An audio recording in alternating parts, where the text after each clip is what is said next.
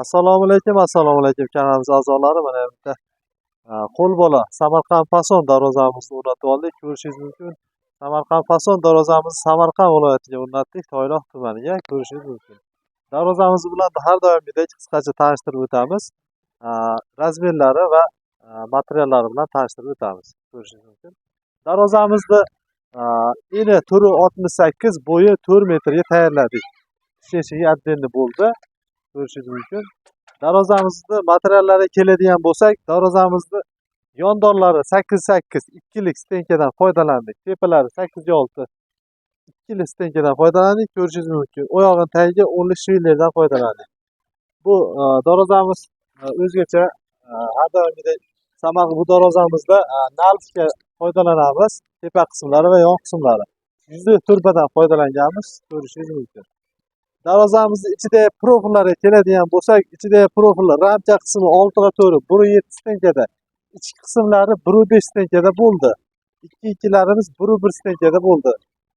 Hop, ko'rishingiz mumkin. Endi listimizga keladigan bo'lsak, 1.8 plyusovoy listdan foydalandik. Hop, yuzasidagi shirshavi list, fasadli list, ya'ni fasadli list hisobida foydalanamiz.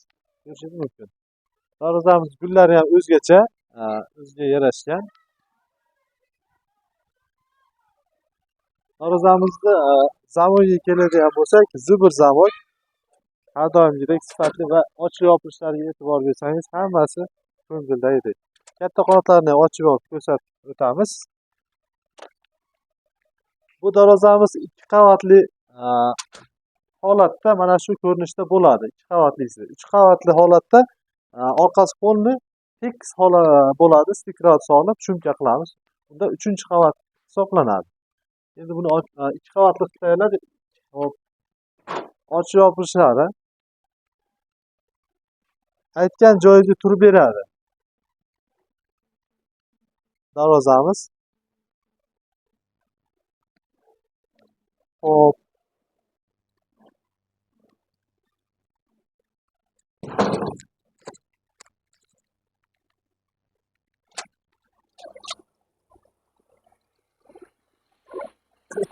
Shunaqa xizmatlarimiz kerak bo'lsa murojaat qilishingiz mumkin.